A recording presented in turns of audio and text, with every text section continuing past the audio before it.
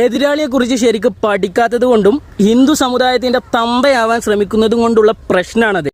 ഇന്ത്യയിൽ ഏറ്റവും വലിയ മണ്ടന്മാർ ഹിന്ദുക്കളായിട്ടുള്ള സഖാക്കന്മാരാണ്. കാരണം അവരെ ഇതുപോലെ ദ്രോഹിച്ചിട്ടുള്ള അല്ലെങ്കിൽ അവരുടെ ആചാരങ്ങൾക്കും വിശ്വാസങ്ങൾക്കും ഇത്രയധികം ചോദ്യങ്ങൾ ഉന്നയിച്ചിട്ടുള്ള മറ്റേത് പാർട്ടിയുള്ളത് ഈ നാട്ടിലെ ഹിന്ദുക്കളെ ഇതുപോലെ ദ്രോഹിച്ചിട്ടുള്ള മറ്റേത് രാഷ്ട്രീയ പ്രസ്ഥാനമുള്ളത്. അതുപോലെ അവരെ ദ്രോഹിച്ചതിന് ശേഷം ഇപ്പൊ ഇലക്ഷൻ എടുത്തു വന്നു കഴിഞ്ഞപ്പോൾ അവരുടെ വോട്ട് കൂടി വേണം എന്നുള്ളത് കൊണ്ട് അവരെ അങ്ങോട്ട് മണ്ടന്മാരാക്കാം. അവര് ഈ ഹിന്ദുക്കളായിട്ടുള്ള സഖാക്കന്മാരാണ് ഞാൻ പറയുന്നത് ഏറ്റവും വലിയ മണ്ടന്മാർ.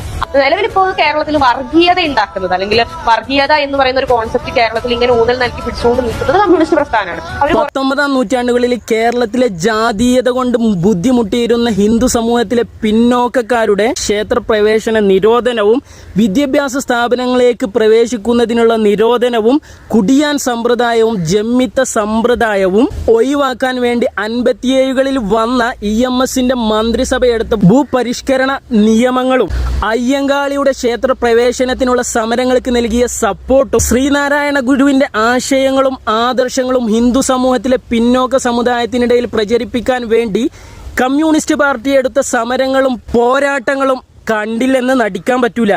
പിന്നെ പതിറ്റാണ്ടുകളായിട്ട് BJP ഭരിക്കുന്ന സംസ്ഥാനങ്ങളെക്കാളും ഇന്ത്യയിൽ 1ാം സ്ഥാനത്ത് തൊഴിലാളി വേതനത്തിൽ നിൽക്കുന്നതിനുള്ള കാരണം കമ്മ്യൂണിസ്റ്റ് പാർട്ടി 40കൾ മുതൽ 70കൾ വരെ കൊണ്ടുവന്നിട്ടുള്ള തൊഴിലാളി സംഘടനകളും തൊഴിലാളികളെ സംരക്ഷിക്കാനുള്ള പോരാട്ടങ്ങളുമാണ്. ഇത് മനസ്സിലാക്കണമെങ്കിൽ കുറെ ചരിത്രം പഠിക്കൊന്നും വേണ്ട. നമ്മളെ തൊട്ടടുത്തുള്ള സംസ്ഥാനമായ തമിഴ്നാട്ടിൽ ജാതീയത കൊണ്ടുള്ള ബുദ്ധിമുട്ടുകളെ കുറിച്ചൊന്ന് അന്വേഷിച്ചാൽ മതി.